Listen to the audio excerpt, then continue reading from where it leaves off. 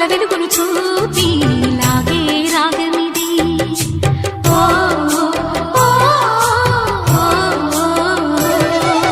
నీలో మమతల మధుని చూసి నాలో తరగని తహతహ దూకి నీకై తరగల పరుగులు తీసి చేరే వేగమిది.